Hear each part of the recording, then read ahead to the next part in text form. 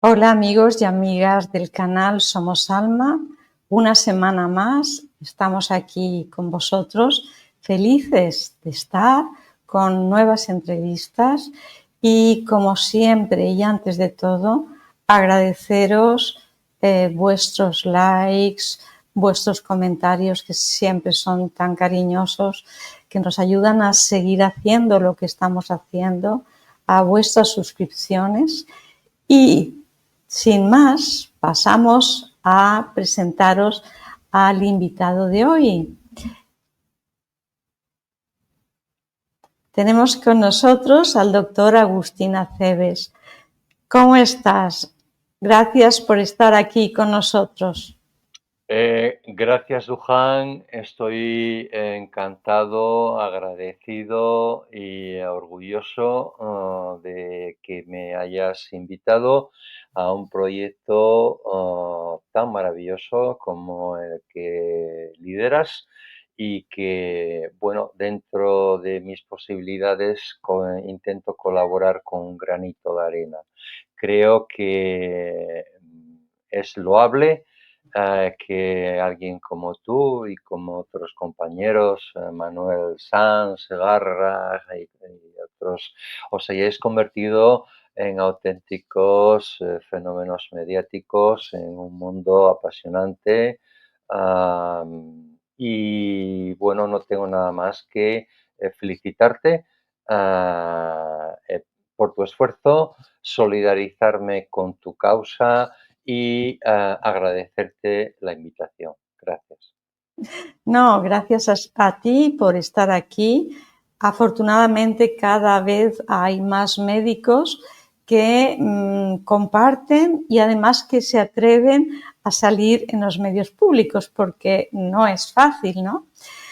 Tenemos que decir que Agustín es médico, está especializado en neurología, en neuropediatría y hasta el 2020 ha estado trabajando en la medicina pública en el Hospital Universitario de Cabueñas, en Gijón, y actualmente está en una policlínica haciendo medicina integrativa.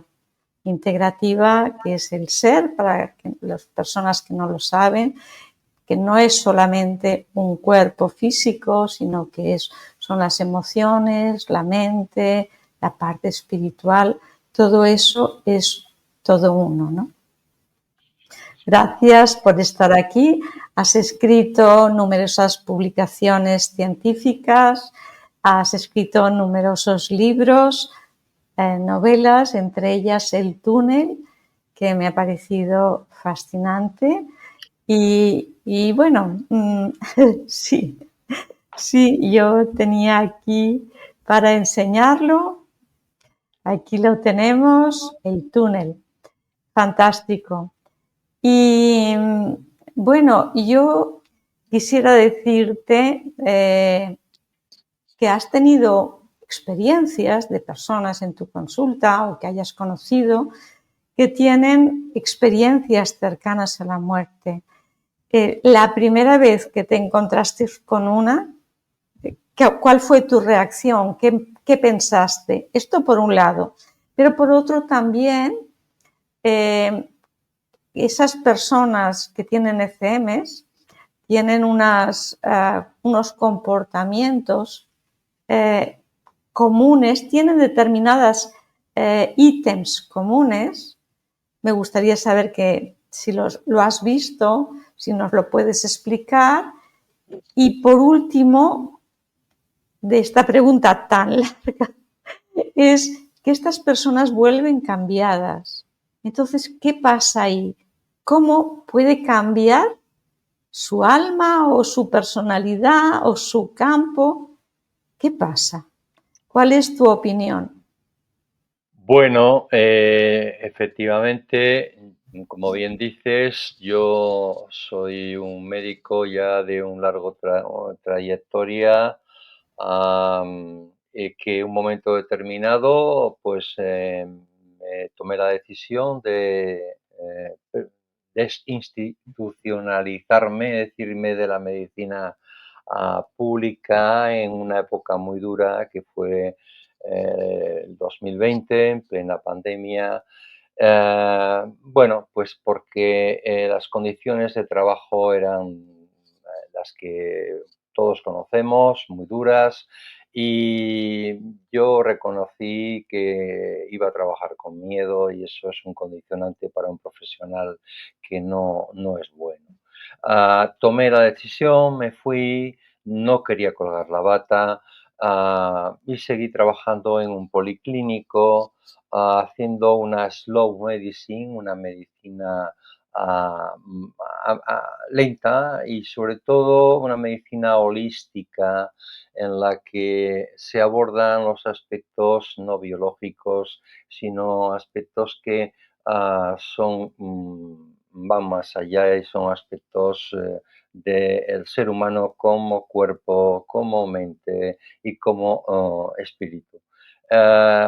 Concepto que la medicina tradicional no suele contemplar, que es más bien biologicista y no, de hecho, bueno, pues de los másteres que realicé, algunos eran pues tan peculiares como ah, máster en medicina de espiritualidad, ¿no? Esto, bueno, a uno de mis compañeros le chirriaba, ¿no? Y pensaba que se me había ido la olla y que algo me pasaba, ¿no? Siempre he tenido la inquietud de que la medicina debe de abordar el trípode que forma el ser humano, que no solamente es el soma, el cuerpo, sino que también es la mente con su bagaje de emociones, pensamientos, sentimientos y toda su componente espiritual y todo su componente trascendental. Am, También es verdad, por ejemplo, y ahí recuerdo que hice una formación en mindfulness que también me trajo, bueno, pues un beneficio, porque la neurología es una especialidad apasionante desde el punto de vista intelectual. Lamentablemente, desde el punto de vista terapéutico resolutivo, no es demasiado generosa en resolver problemas.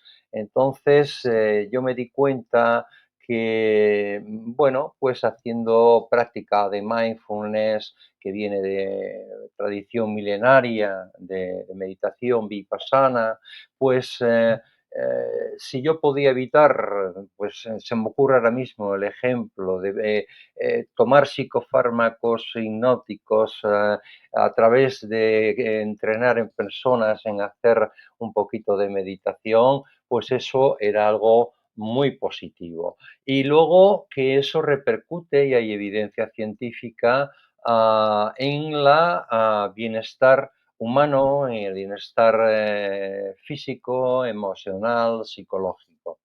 Respecto al tema que hoy nos trae, ¿no?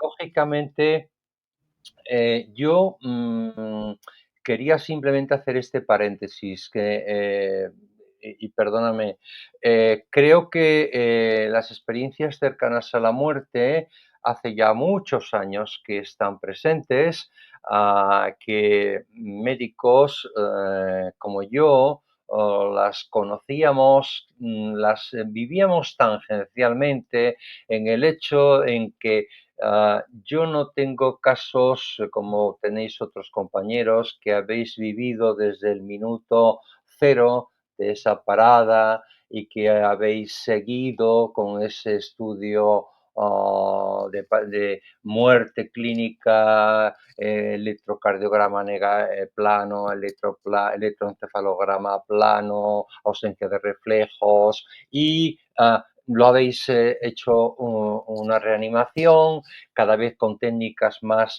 modernas que permiten desfibriladores más sencillos, más modernos, que permiten resucitar, entre comillas, a personas y traerlas a esta otra parte del velo, ¿no? Eso hace que la vinculación mía con las experiencias cercanas a la muerte fuera puntual y, digamos, no viviese toda la patocronia, todo el discurrir de que ese paciente reanimado o resucitado por mí, este tipo de maniobras, luego yo le interrogara y él me contara, si, sino que fueron, bueno, pues testimonios que una vez conocidos, porque hay gente que este tema no sabía de él, yo ponía la oreja y porque la neurología anda por todo el hospital, como sabes, va a la UBI, va a urgencias, es consultora últimamente ha creado unidades de ictus, tenemos experiencias muy interesantes que son pacientes en coma de larga duración, que ahí también es otro tema curioso a la hora de ver un poco cómo esas personas que despiertan de ese coma cuentan cosas que no sabes bien realmente qué son, si una mezcolanza de sueños, de ensoñaciones, de vidas. Entonces, yo he tenido contacto con, todavía el otro día en la consulta una persona me contó bien es cierto que yo no hacía una pregunta directa o un protocolo directo después, como pueden hacer otros compañeros, como puede, bueno, decir nuestro más querido y más famoso doctor Manuel Sanz Segarra, que es un auténtico ya ah, eh, héroe de este mundo, ¿no? Que ha sabido. Claro, el tema de parar en el quirófano, sacar en el quirófano, como a él le ha ocurrido, reanimarle y luego con el tiempo preguntar.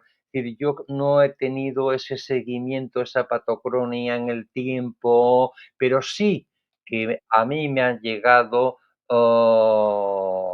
comentarios de personas que habiendo tenido una muerte clínica, me han contado cosas, me han contado experiencias y me han contado situaciones peculiares, psicosensoriales, que hacen pensar que esa persona que se fue, no sabemos dónde, la hemos traído y nos cuenta pues lo que cuentan de forma estereotipada casi todos ellos, ¿no? En la salida a ese lugar hermoso, a través del túnel, que me perdone Ernesto Sábato porque le he plagiado el título del libro, lo siento muchísimo, que viven esa realidad fantástica con seres de luz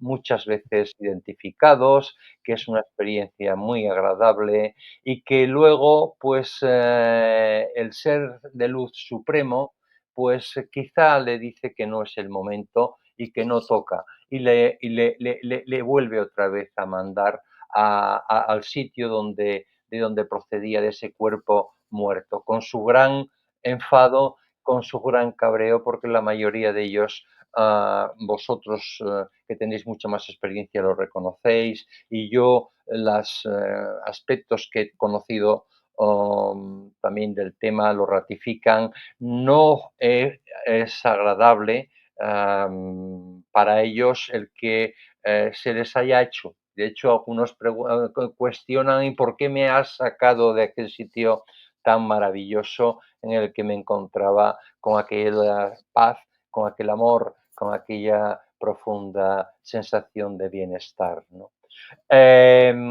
Yo he conocido, bueno, es decir, personas también de cierta trascendencia mediática que han tenido experiencias, Emilio Carrillo, pienso en él, lo digo Mm. siempre porque él lo ha manifestado. Yo hice un máster en el que él participó, contó su experiencia y no es ningún vulnerar ningún secreto porque la ha hecho pública. la ha hecho pública desde la sabiduría inmensa de Emilio Carrillo, que es un hombre sabio y que reconoce y asume la realidad del fenómeno. También me gustaría decir que teniendo como he tenido estas experiencias no completas, no sé si me he explicado, ¿no? Desde el momento de la Sí, parada, sí, sí, sí, de la reanimación, del protocolo, de ven sí, para acá, que ahora te voy a preguntar. No ha sido así. O sea, yo he conocido varios casos en los que me he interesado por indagar, pero eran pacientes que yo no había reanimado. Por ejemplo, en mi hospital había un código, que era el código que se ponía, en el cual uno hacía la reanimación básica, pero rápidamente la UBI tomaba el mando y se cogía el paciente, intubaba, ventilaba, llevaba a la UBI, y entonces era un paciente que tú perdías un poquito, a no ser que luego, ya motivado por este mundo, te interesaras y fueras a preguntar un poco al respecto, ¿no? Entonces, también me gustaría decir que, hombre, Somos Alma, y es un título hermoso para una sección que lidera Luján Comas dentro de la Fundación ICLOVI. Pero somos alma, somos cuerpo, somos mente, y también hay que tener, yo creo que un poquito, Luján, de precaución con los sensacionalismos. Yo he visto librerías repletas y gente preguntando el que, oiga, hay libros literalmente con el título La muerte no existe. Es decir, gente que te pregunta, o sea, que ya no nos morimos. Yo creo personalmente que ahí habría que matizar un poco el aspecto, ¿no? La muerte biológica, es decir, del ser humano, existe. Es decir, desde el momento de la concepción ya empieza a haber una muerte cronológica y un paso del sí, tiempo. Es decir, lo que la muerte mental, es decir, cuando ese yo con esa mente desaparece, sí es cierto que también existe un fenómeno, es un fenómeno finito. Otra parte es la parte trascendental del ser humano, que es la que ahora estamos más volcados y que estamos más en ello, que es que lo que yo pongo un poco como el logo de mi libro, ¿no? De que es la muerte el punto y final o simplemente un punto y aparte. Pero quizá más en el aspecto de trascendencia o en el aspecto espiritual, ¿no? Yo creo que las personas también hay que darle una información real, en el sentido de que la muerte biológica, orgánica, neuronal, celular, es una realidad. Lo que no sabemos, claro, es que o que sí sabemos que hay otra aspecto de la finitud del ser humano, que es la finitud espiritual, que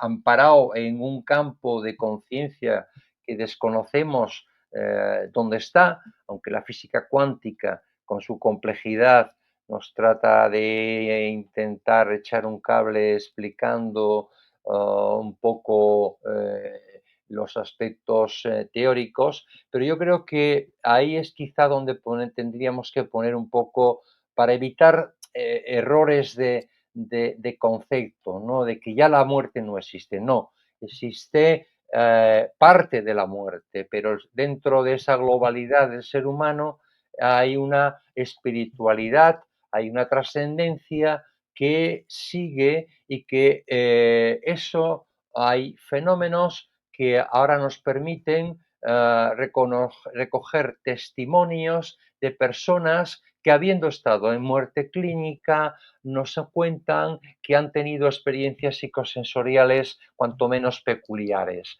Y entonces, claro, uno se pregunta, ¿y ese 18-25% de personas que después de esa parada y esa reanimación vuelven? Y porque claro, no todos vuelven, porque solamente, corrígeme si me equivoco, creo que está en torno al 18-25, Pocos. No, esos sí, esos son los que tienen experiencia, no los que vuelven. Los los que que vuelven tienen, son muy poquitos y de claro, los que vuelven es el 18%. claro, son los que tienen la experiencia, ¿no? Ujú. Entonces, claro, porque luego hay ahí otro magma que es el que ha lastrado todo este fenómeno, que es pues el silencio, el miedo, el Sí, estigma, la gente que ha experimentado y no cuenta, la gente. Entonces, claro, la pregunta es, ¿dónde han ido estas personas? ¿Dónde han estado? Yo te he escuchado muchas veces y comparto contigo, y a mí me enseñaron que la conciencia era cerebro centrípeta y, de hecho, cuando nosotros éramos residentes contábamos siempre la anécdota de que, bueno, la conciencia se formaba a través de unos cables, de una formación en el troncoencéfalo, que era la formación reticular ascendente, que conectaba con una especie de bombillas que era la corteza cerebral. Y entonces, para que una persona perdiera la conciencia, había dos alternativas: que se apagaran las bombillas de la corteza o que se estropearan los cables de la formación reticular. Y eso les contábamos a los residentes juniors de que era la conciencia, ¿no? En este argot. sí. Claro, hoy esto no se sostiene porque creo que la gran apuesta de este siglo y la gran reto es haber unido ciencia y espiritualidad, que eso, cuando bueno, uno ve, escucha que su santidad el Papa, que por ejemplo está hecho un mozo y va a celebrar la Pascua después de haber tenido el hombre ese achuchón tan fuerte, ha recibido a don Manuel Sanz Segarra y se ha dejado asesorar, la primera autoridad de la Iglesia Católica, por esos aspectos, cuanto menos hace darle un toque de seriedad y de rigor, ¿no? Creo que la Fundación ICLOVI estáis haciendo una labor extraordinaria porque, claro, se imponen los estudios no retrospectivos, Científicos, claro, sino no, científicos. Pero perdona que te corte, Agustín, pero a mí lo que me interesa sobre todo es que tú, como neurólogo, ¿cómo puedes explicar que personas que han estado en coma o que, por ejemplo, el doctor Iben Alexander, que tenía un cerebro totalmente destrozado, la zona del córtex, la zona de la memoria, como personas que han tenido una ECM luego vuelven y ese cerebro está bien? claro, ¿Cómo puedes explicarlo desde el punto de yo vista médico neurológico? Yo si fuese capaz de explicar, desde luego que estaría en los medios de comunicación y sería una persona que tendría un conocimiento. Lo que pasa que aquí hay matices, que no tiran por tierra nada, Dios me libre, pero que, claro, cuestionan muchos aspectos. Por ejemplo, la neurología tiene un campo que es la epilepsia. Y la epilepsia, hay crisis epilépticas. La gente piensa que una crisis es caerse al suelo, tener convulsiones, orinarse. No, hay otro tipo de crisis parciales, crisis del lóbulo temporal, crisis parciales complejas, en las que es frecuente que haya fenomenología psicosensorial con un enturbamiento del nivel de conciencia. Santa Teresa se piensa, la gente que ha estudiado, que era epiléptica. Sus arrebatos y surgían de fenómenos epilépticos. Entonces, claro, hay patología neurológica como la epilepsia que simularía en cierta forma alguno de estos fenómenos que ahora llamamos o que decimos que son experiencias cercanas a la muerte. Porque yo, por ejemplo, recuerdo un caso de una chica joven que se me presenta en consulta con una percepción sensorial, psicosensorial peculiar, muerta de vergüenza, y al final me cuenta que tiene una experiencia de una percepción de una figura antropomórfica que no es reconocida para ella, que es algo, una persona que le da cierto miedo, cierto pavor. Esto en el contexto de una situación de alteración del nivel de la conciencia, y que eso muchas veces se resolvía, desaparecía, y otras veces la crisis se generalizaba, aparecía una crisis tónico-crónica, se iba al suelo. Claro, esta chica se estudió, y esta chica tenía un cavernoma, una malformación vascular en la unión temporoparietal, que fue hacerle rebanarle, fue quitarle el cavernoma. Nunca más volvió a tener crisis psicosensoriales del lóbulo Perdona. temporal. Entonces, Perdona un segundito que haga un inciso, porque hay mucha gente que dice, oh, esto es, además son provocables si no ponemos nosotros un impulso eléctrico en esta zona, vamos a provocar una crisis mística. En primer lugar, una ECM y de las que estamos estudiando están en paro. El cerebro no está funcionando. Y en una crisis epiléptica sí está funcionando. Y dos, que nada de lo que están diciendo las personas que han tenido esa crisis o esas vivencias se puede constatar.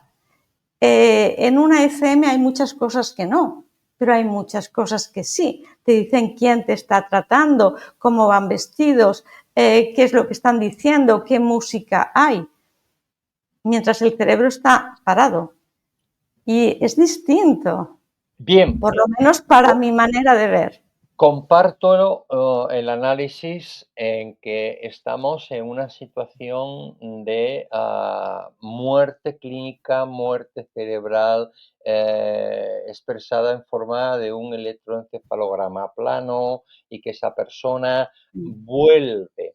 Pero lo que yo quiero comentarte, y dada mi especialidad, por ejemplo, cuando una persona está en coma y Sí, sale del coma, y te cuenta experiencias y te cuenta cuestiones, esa persona no ha estado muerta, ha estado en un estado alterado de la consciencia, y ha estado con una cantidad de consciencia más baja, apoyada con medidas ventilatorias, etcétera.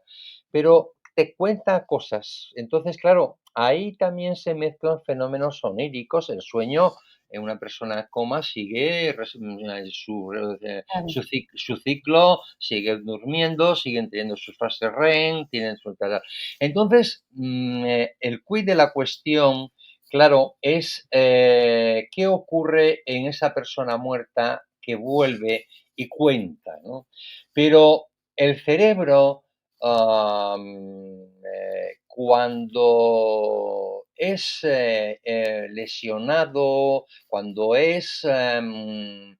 primero, como anestesista, sabes también que hay que tener la prudencia de saber reanimar y también saber parar, porque las clínicas de estados vegetativos persistentes, y nosotros en nuestro hospital, era pues a veces dramática la situación secuelar, ¿no? Porque el umbral de la oxigenación y de dónde está. Luego otra cosa, por ejemplo, el caso de Ben Alexander, que tuvo durante una meningitis por Escherichia coli muy severa, muy dañado ese cerebro, o uno no comprende cómo ese cerebro tan dañado morfológica y funcionalmente pueda tener una lucidez y pueda tener una capacidad de reflexión, no solamente de que cuente la experiencia de que volaba en el ala de la mariposa y que volaba con una bella dama de pómulos pronunciados y cabello tal, sino que no solamente lo recuerde, sino que sea capaz de estructurarlo después de tener un cerebro como un colador, porque la lesión cerebral hipóxica, de déficit sanguíneo, tal, crea severas secuelas, que se ven las secuelas de encefalopatías anoso-isquémicas. Entonces, esa es otra gran pregunta, ¿no? Es decir, ¿por qué esta persona que ha estado y cuenta es capaz de hacerlo con un soporte biológico tan alterado y tan dañado? Porque el cerebro del doctor Alexander, yo no creo que, no le he visto la resonancia ni he visto sus estudios, pero no creo que fuera para presumir de su integridad histológica y de su capacidad. Ahora, creo que es una persona rigurosa, creo que es una persona, siempre también se ha dicho, bueno, pues oye, aquí hay mucha fantasía, aquí hay mucha... Creo que también ese es un fantasma que nos ha perseguido y que nos ha dicho, no, hombre, pero esto es cosa de... En muchos campos de la medicina, en la histeria ha ocurrido, en muchos campos en los que ocurrían fenómenos paranormales y extraños. Bien, eh, pero yo simplemente quería hacer ese paréntesis en el que sin estar muerto, el cerebro, no las tripas, el hígado, el corazón, no, el cerebro, por ser el órgano que es, tiene a veces la capacidad de expresarse y de manifestarse en fenomenología psicosensorial cuando es víctima de un daño o de una lesión determinada.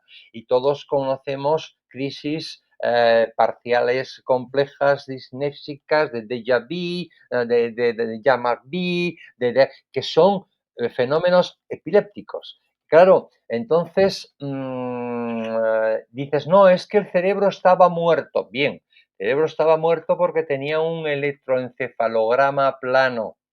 También eso es una cuestión, porque también el electrocardiograma plano era sinónimo de muerte, pero yo he desfibrilado un corazón plano y ha vuelto a tener complejo QRS. Quiero decir que el misterio es dónde está esa conciencia, el tema de la metáfora del wifi y del hardware, ¿no? Es decir, la conciencia está aquí o esto es un receptor simplemente que está recogiendo ondas de una determinada de un determinado lugar, ¿no? Y lógicamente está siendo no transmisor, sino que está siendo receptor. Pero claro, esto nos llevaría a conocer realmente mejor qué es exactamente la consciencia, cuáles son sus bases moleculares, cuáles son sus bases, porque hoy sabemos muchísimas cosas, sabemos estos fenómenos que nos llaman la atención y sobre todo están avalados por personas y autoridades que han presentado en Lancet. Van Lomen ha hecho un estudio de 200, 300 casos, riguroso, serio. La gran interrogante sigue, yo creo que pendiente, ¿no? Entonces, quizá yo que estoy, ojo, intrigado, emocionado, apasionado, porque realmente ocurre un fenómeno de trascendencia y de retorno y de referencias a un mundo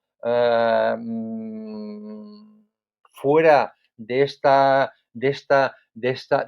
cosmovisión, pero no creo tener datos claros ni rigurosos porque se me mezcla un poco esos otros pequeños aspectos que te comento, que no son pequeños aspectos, que son el que el cerebro es capaz.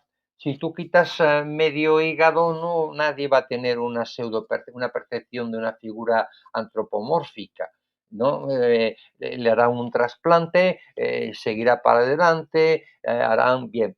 Una persona en coma que despierta, bien, los ciclos sueño-vigilia se siguen respetando en el coma y entonces ahí está mezclando el que estuvo en el otro lado, el que está contándote ensoñaciones, el que está... Es complejo realmente. Yo me gustaría decir que hubiese realmente que consiguiéramos especialistas en conciencia que nos supieran poner interrogantes. Ahora, incuestionablemente, a ver los ailos, que se dice en Bable, a ver los ailos, casos como los que están referenciados en la literatura, como los que tú conoces varios, yo he picado un poquito aquí, un poquito allá, me da la sensación de que me están contando realidades que son ciertas, porque no parecen personas fantasiosas, ni que personas que han estado muertas Sí, clínicamente, pero yo creo que hay tantas interrogantes que ojalá el sí. estudio prospectivo que tenéis en marcha nos aclare mucho de esto, ¿no? Porque no sé si a lo mejor estoy echando un poco, apagando un poco una hoguera que no quisiera apagar, porque yo sigo, de hecho, bueno, esto surge porque yo creo que la muerte no es el final, pero claro, de eso a que digamos que la muerte ya no existe, yo creo que hay que tener mucho cuidado, porque el sensacionalismo, ya no nos morimos. Es como, por ejemplo, Pero es una manera de decir, imagino yo, cuando la gente dice la muerte no existe porque tú no eres materia. Se considera que existe la muerte de la materia, pero claro, aquello que tú eres, tu esencia, sigue bien. viviendo. Luego, quizá ahí es donde está el matiz que yo quería insistir, sobre todo para quitar sensacionalismos. Por ejemplo, el señor Cordeiro, que, bueno, pues autor cualificado, formado en el MIT, bueno, autor del famosísimo libro La muerte de la muerte, pues bueno, pues ya lleva tiempo diciendo que ha nacido ya la persona inmortal. Decir, yo tengo un gran interés también sobre la medicina anti-aging. Creo que el envejecimiento es una enfermedad curable, modificable y con ello conseguiríamos atajar muchas de las enfermedades ligadas al envejecimiento. Ahora, claro, que haya nacido la persona que no va a morir, eh, esto también es una carga de literatura terrible.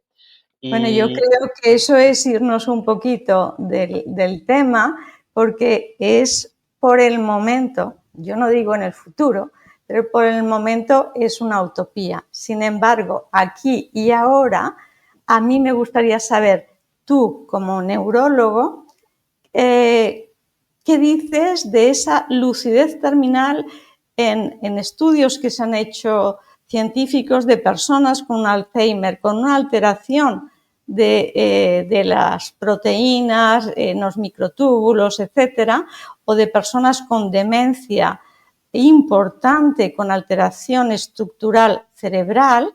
¿Cómo es posible que antes de morir tengan esa lucidez como hace años no han tenido, sepan reconocer a las personas de las que se van a despedir, les llaman por su nombre, recuerdan anécdotas, se despiden y se van en un día, en pocos días. ¿Qué explicación tiene científica?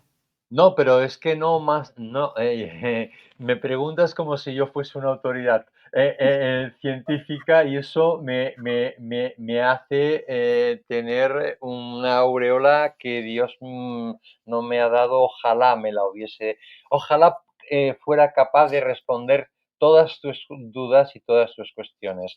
Por ejemplo, el tema de los pacientes ciegos, no solamente los Alzheimer que recuperan la Sí, lucidez, sino los pacientes ciegos que reconocen con sí, detalle apreciación de color, incluso niños que, bueno, pues amputados que cuando eran vistos en esa referencia esa pues no estaban amputados, tenían sus extremidades correspondientes, ¿no?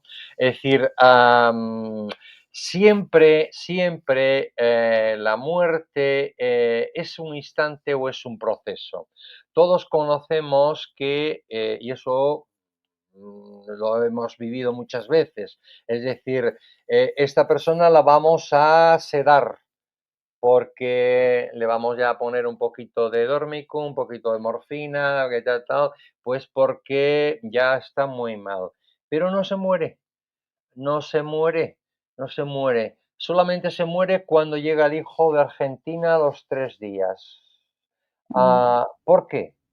Pues, ¿qué ocurre? Es decir, el cerebro tiene también a veces una tormenta de neurobioquímicos y una tormenta de dopaminas, de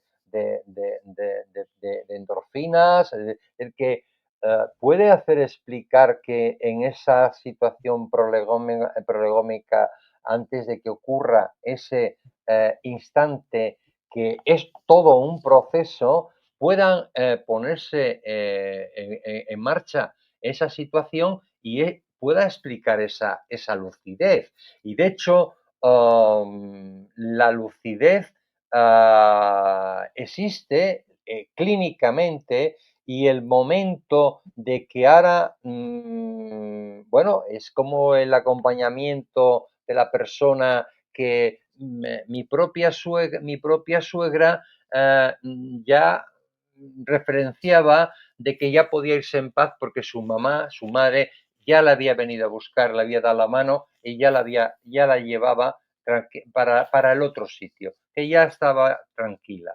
Claro, son grandes cuestiones, a grandes misterios, a grandes... Ahora, la neurología puede explicar que la muerte, evidentemente, cuidado, existe. Y por lo tanto, yo habría esta intervención mía porque me parece peligrosísimo titulares como que la muerte no existe. No, la muerte biológica, es decir, aquella cremación, aquellas cenizas, aquel cuerpo, aquello, eso es una realidad. Es decir, que existe una componente espiritual que yo creo, que yo defiendo, que yo llamémosle alma, espíritu, megaconsciencia, llamémosle como querramos, está, que somos polvos de estrellas, que somos una parte de otra realidad, eso es inevitable. O sea, no solamente somos soma, emoción, sino que también somos trascendencia y somos espiritualidad, ¿no? Ahora, fusionar espiritualidad. Yo he visto debates a raíz de esto, YouTube, a vosotros, he escuchado físicos cuánticos, he escuchado físicos teóricos, tal, pero el cascabel al gato porque por ejemplo, don Manuel, que creo que es loable su misión a su edad, meterse en estos berenjenales, pues le da un valor incalculable. porque le reivindica como persona válida, como persona que puede aportar muchísimas cosas y que, pero claro, yo por ejemplo le he visto un debate con un físico teórico, un chico de Coleta, no recuerdo ahora el nombre, decir, no, no, Alex es Gómez Marín. correcto. El quid de la cuestión, el entrelazamiento cuántico, el explicar y por qué el electrón que vibra aquí en la playa de Gijón vibra también en las antípodas. Es decir, la física cuántica yo creo que todavía no tiene una explicación razonable ni coherente, ni creíble, de decir, esta es la conciencia, esto justifica. Es mi opinión, ¿eh? Yo lo que escucho y lo que veo. Porque ojalá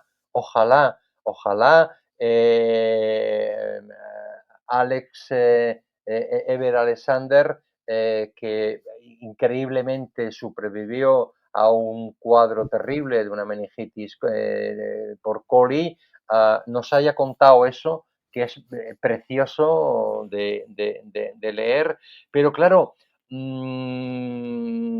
también es decir, bueno, y este hombre, ¿cómo estaba su cerebro cuando contaba esto? ¿No? Es decir, porque se supone que era cuerdo, que fidedigno, que era cierto, que era tal, pero la gente que hemos visto cuadros de encefalitis y de Bueno, meningitis. pero Agustín, aquí hay una cosa muy evidente en el caso del doctor Alexander, es que él no conocía a su hermana biológica ni sabía que la tenía. Sí, sí, Y porque que era. había muerto a los 19 años y que luego los padres biológicos a los X meses le enviaron una foto de la hermana que había fallecido y coincidía con toda la descripción que él había hecho previamente. O sea, no lo sabía. Eso es una cosa que es constatable y no se puede decir que no, porque ocurrió. Cierto, cierto, y La prueba del cielo es un libro extraordinario, am, igual que lo son todos, bueno, es decir,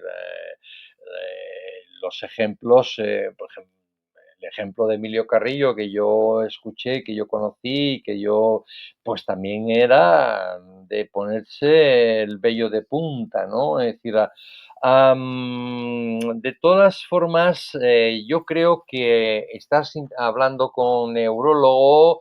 La neurología es una ciencia que ha estudiado el cerebro, que aporta lamentablemente pocas resoluciones terapéuticas a sus enfermedades de las que se ocupa, pues porque ya ves cómo estamos en el Alzheimer, ya ves cómo estamos en el Parkinson, ya ves cómo un auténtico drama. De hecho, las multinacionales se salen porque no hay la propia psiquiatría. Es decir, ya sabes que los psicofármacos, los antidepresivos, tal, están en capa caída porque la hipótesis monominérgica parece que es mentira. ¿Por qué? Porque hay algo que es el placebo y la mayoría de antidepresivos puntúan peor que placebo y no salen al mercado. Y nos han vendido la milonga. La milonga, y hay otra persona, el doctor José Luis Marín, que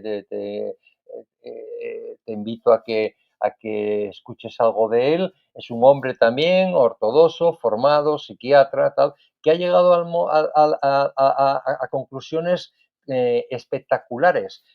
Yo y muchos médicos hemos dado inhibidores de la recaptación de la serotonina, antidepresivos, tal, pues eso probablemente es una falacia que ha sido simplemente un argumento comercial y una presión comercial del DSM-5. Él comenta que con el DSM-5 en el bolsillo y con el Bademecum en el otro bolsillo, cualquiera puede hacer. Hemos psiquiatrizado la vida cotidiana. Antes uno era tímido y tiene fobia social. La soledad, cualquier momento, será una enfermedad mental. Y hoy yo quedé impresionado escuchando. Ellos se dedican mucho al tema del trauma. Por ejemplo, la fibromialgia. y es salirnos un poco de las experiencias cercanas a la muerte. Pero la fibromialgia es otra de esas cosas que ningún médico quiere. Pues porque cuando dice, oh, es una mujer, no, no, no, no, no, no, yo esto no, no. Pues sorprendentemente ellos han presentado un trabajo en el cual el 80, 100 pacientes de estas, un varón solamente, el resto tenían todas el antecedente de abuso, de trauma, de abuso en los primeros años de vida. Abuso que podía ser en forma sexual, abuso, malos tratos, abuso. Es decir, la fibromialgia no es probablemente otra cosa que la somatización en forma de dolor de todo un trauma que hay ahí en ese niño interior, que por cierto es una técnica que se utiliza muchísimo en psicología y que es espectacular, espectacular, porque ya sabes que hasta los 7 años es cuando nos configuramos y cuando luego se produce la poda neuronal, ¿no? Y ya lo que hay está hecho, ¿no? Pues es algo que es sorprendente. La fibromialgia obedece a que hay un abuso, hay un trauma del tipo que sea, predominando de tipo sexual, de abuso del padre, del tío, de tal. Y es que son resultados en el que te llevas un poquito también las manos a la cabeza en el sentido de decir, bueno, pero ¿cómo puede ser esto? Entonces, son campos nuevos que están surgiendo, que estamos dándole una vuelta, porque hasta ahora se decía, no, la psiquiatría probablemente, pues fíjate, Freud pasaba con la gente psicoanalizándole años y años y pasando minutas y años, ninguno mejoraba, porque no hay mejora. Por ejemplo, la MDR, una técnica que es para funciona bastante bien en el tema del trauma, pues funciona. Hay 500 técnicas de psicoterapia, cosa que cuanto menos es sorprendente. Cada maestrillo tiene su librillo. Pero a mí me impactó muchísimo, porque lo leí estos días, que la fibromialgia, que ni los neurólogos queremos, ni los reumatólogos quieren, la gente la estigmatiza, no, es que esta es una neurótica, dejan de tratar, en el fondo, cuando esas personas son preguntadas, lloran, salen aliviadas y le dicen al doctor, gracias. ¿Pero por qué? Dice, porque he sentido un gran alivio a algo que nunca nadie me había preguntado, porque nunca se preguntan ciertas cosas en el mundo de la medicina.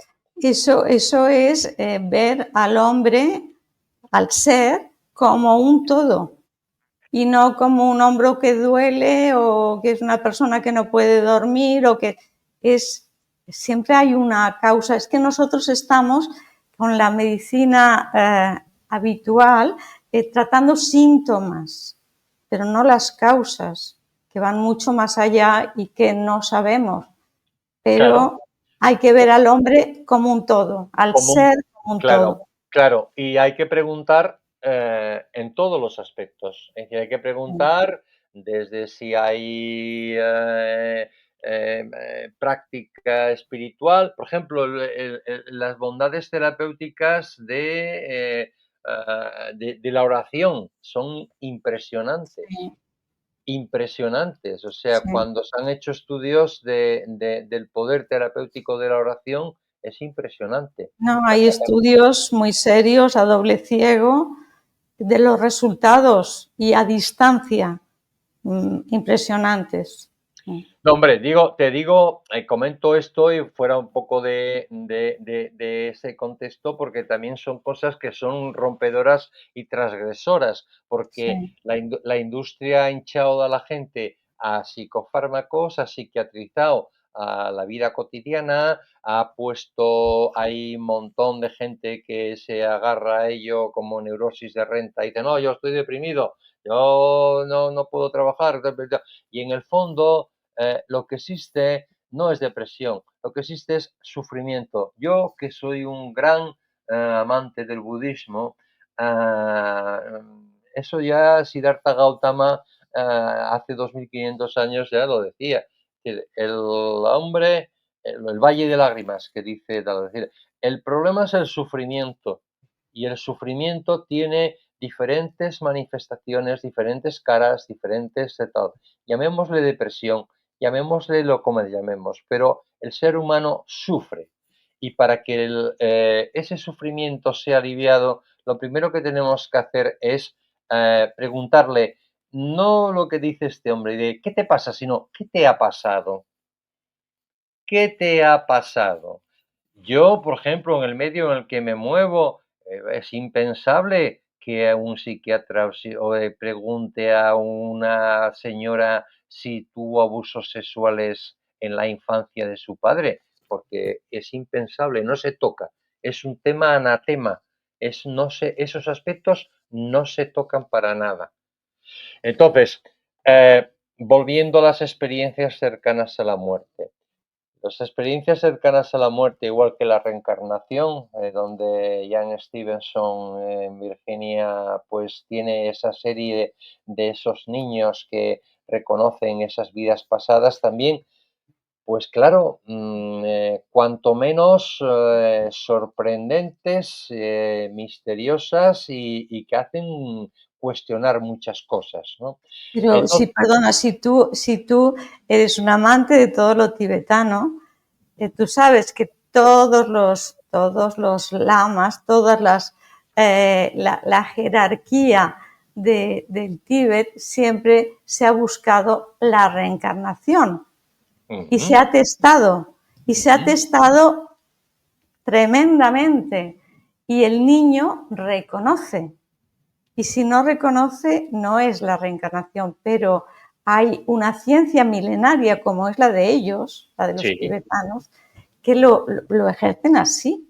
pero porque tiene la influencia oriental en el que la reencarnación forma parte del rol y de los mecanismos, pero en una civilización judeocristiana, donde ahora salimos a Semana Santa con el ciricio y dándonos... ahí la reencarnación Bueno, no... pero sabes que la reencarnación existía Sí, en, en el sí, catolicismo. sí, sí, sí, y conozco y me parece Ian Stevenson y su sucesor, no recuerdo el apellido, los estudios son creo que muy serios y Son son muy serios, son de muchísimos tres, pacientes. tres Yo he mil, visto el estudio y es exhaustivo, es correcto. tremendo. Correcto, correcto. Y eso es también algo que hace, es igual que las regresiones sinápticas, es decir, entramos en el tema que, bueno, pues yo también hablo aquí en mi libro de Joaquín, de Joaquín Cámara, es, ¿no? Joaquín Cámara. Bueno, el tema de las regresiones hipnóticas también es apasionante, o sea, las personas que reconocen haber tenido otras vidas y Pero entran a en... ver, si somos energía, si se demuestra que la muerte solo es materia, porque la energía sigue. La energía no puede decir, yo estoy un ratito y ya está. Si hay reconocemos que existe una energía después, una energía durante, es lógico que haya una energía antes. ¿Por qué no? Sin duda, sin duda, si las secuencias y el karma, evidentemente, está. También es verdad que en religiones orientales, yo he estado allá, he estado en India, he estado y aquello tiene un predicamento y una aceptación muchísimo mayor que en nuestra cultura judeocristiana, porque la reencarnación yo, hombre, no sé cómo se manifiesta, por ejemplo, bueno, esto fue en el siglo V, Inocencio, no sé quién, el que dijo, no, se quita la reencarnación del catolicismo, no existe la reencarnación. Es una decisión también de una autoridad eclesiástica papal, en este caso, ¿no? Hay factores culturales importantísimos en todo ello, ¿no?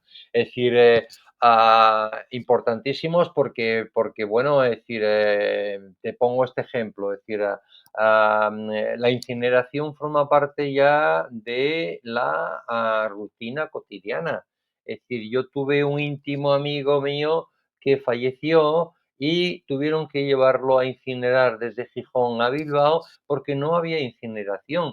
Aquí hubo un lío con la iglesia y la tolerancia de incineración porque era pecado la incineración. Hoy te das cuenta que abunda. Tiene un inconveniente de tipo médico-legal, que cuando tú quieres, y yo he conocido algún caso que ha habido problemas. Por ejemplo, mi padre se ha incinerado, pero ha habido, por ejemplo, si a mi padre le surge una pretensión de un supuesto hijo o de una herencia o tal que hay que sumar y hay que ir a DNA, en la ceniza no hay DNA.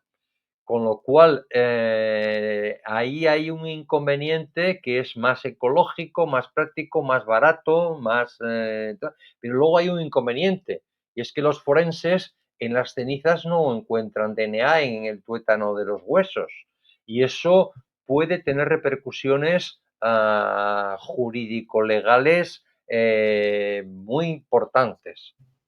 Entonces, mmm, Luján, creo que lo que tenéis en marcha puede dar respuestas.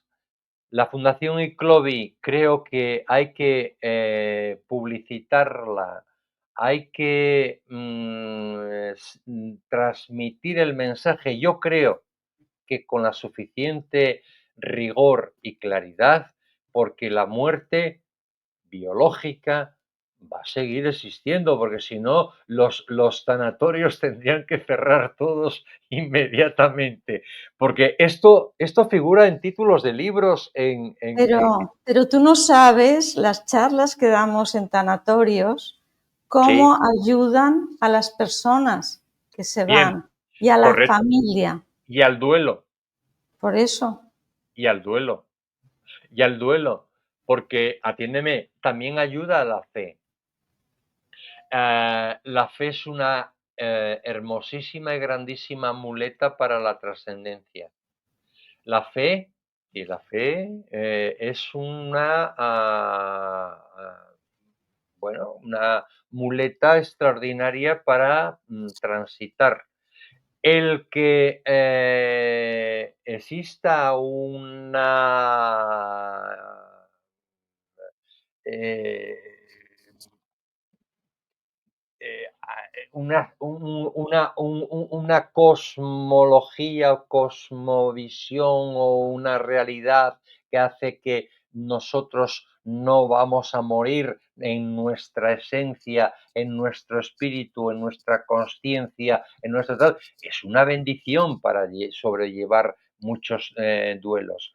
Y para gente que se ha suicidado o lo ha intentado y no lo ha vuelto a hacer porque le da una lectura diferente a que dice, cuidado, que esto igual no se acaba aquí, igual existe otra parte de la historia en la que a mí no me quiero salir de ella.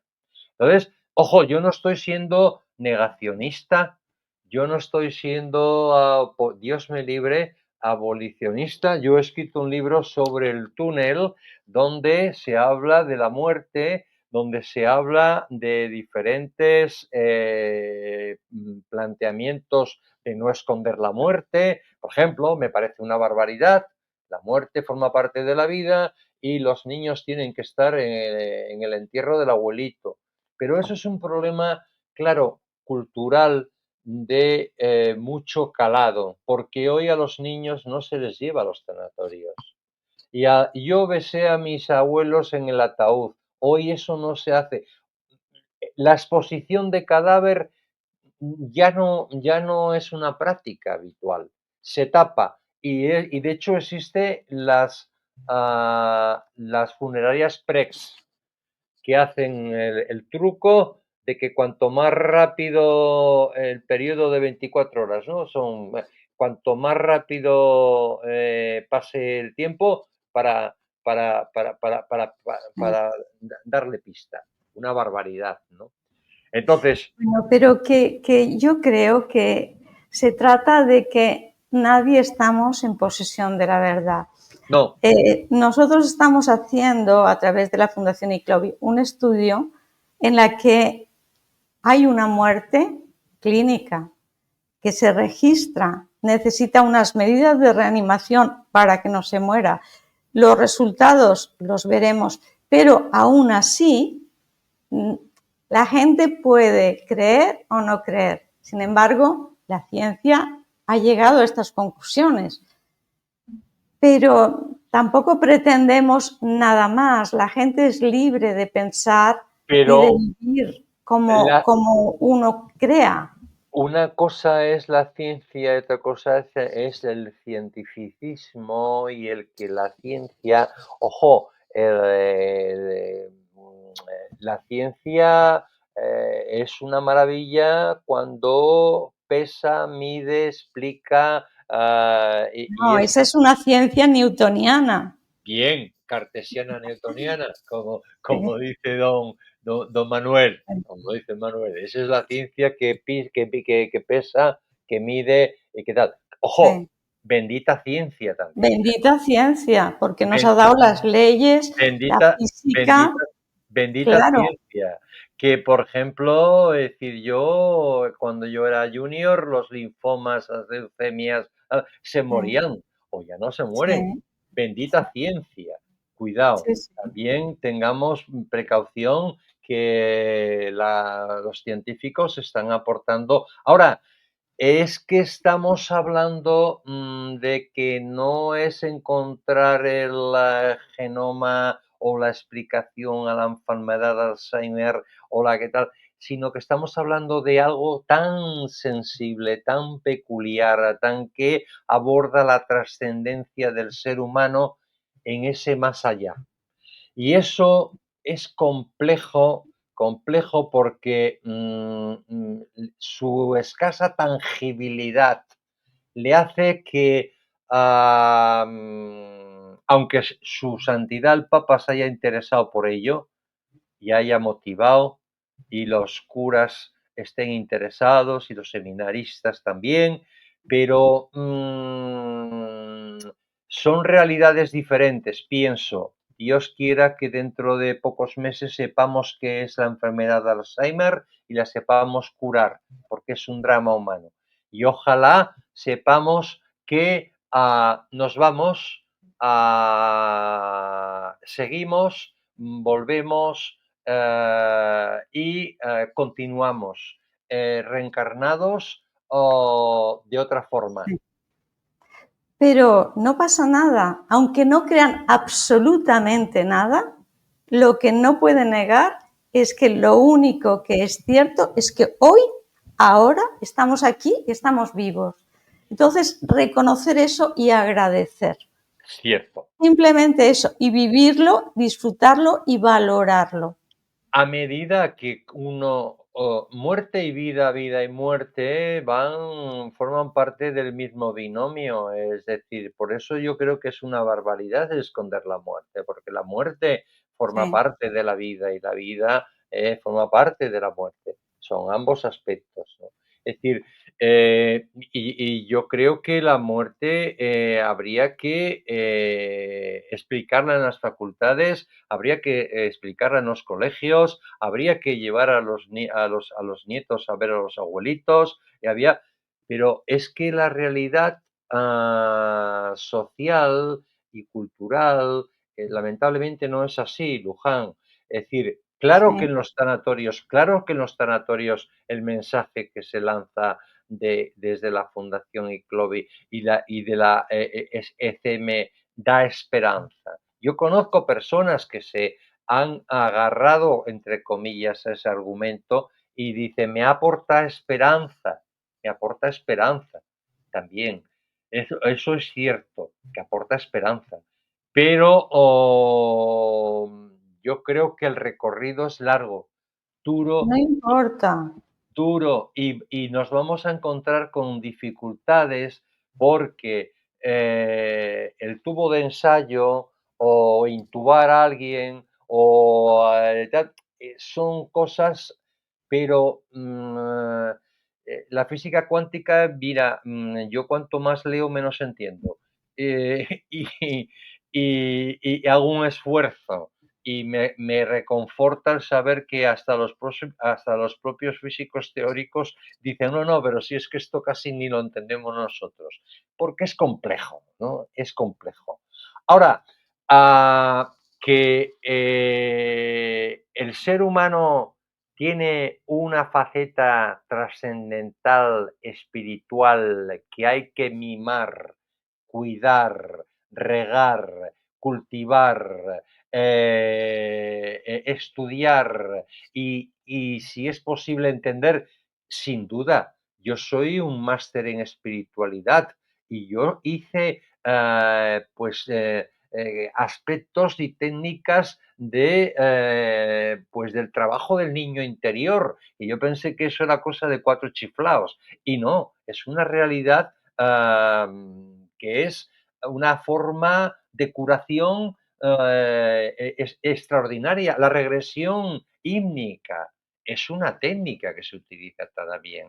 También. Ojo, cuidado, hay mucho vendehumo.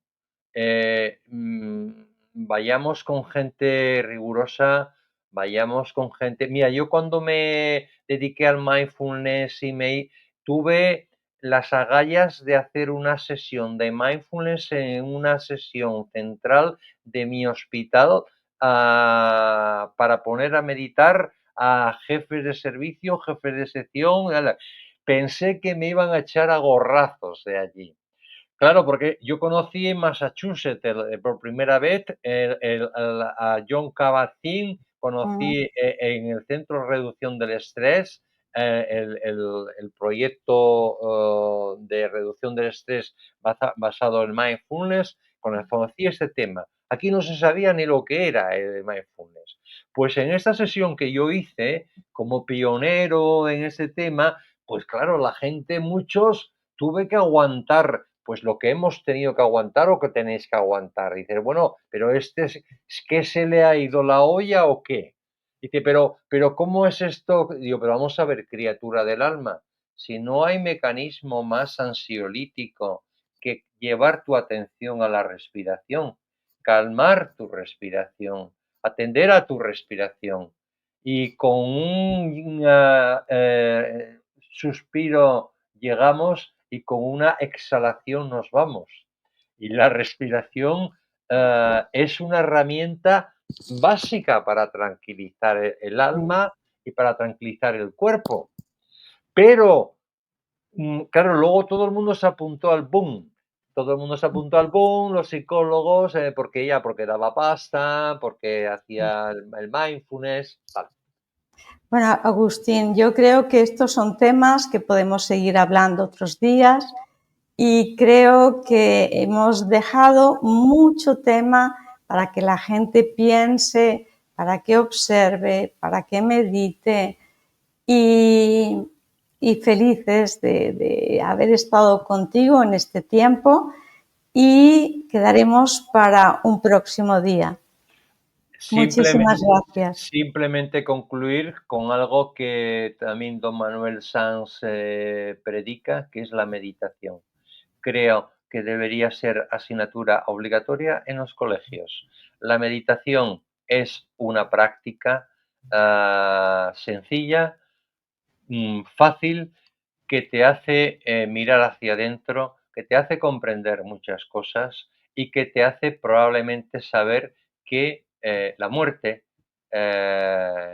está presente y que la muerte forma parte del ser humano y que la muerte se puede trascender porque somos seres espirituales. Y como ya para concluir Simplemente el que Teilhard de Chardin, aquello que decía de que no somos seres humanos viviendo una experiencia espiritual, somos seres espirituales viviendo una experiencia humana. Yo creo que lo resume todo. O sea, perdón si he sido una piedra en el zapato, no es mi intención. Estoy en vuestra movimiento, estoy con ganas de ayudar, estoy con ganas de difundir. De hecho, este librito ha llegado en mi medio a mucha gente y ha descubierto, algunos me han dicho que si se me ha ido la olla también, ¿eh? Ojo, cuidado, que también este es un tema que hay que tener precaución. Pero yo ya estoy curado de espanto y por lo tanto, dentro de mi innovación transgresora, las experiencias cercanas a la muerte están presentes, forman parte.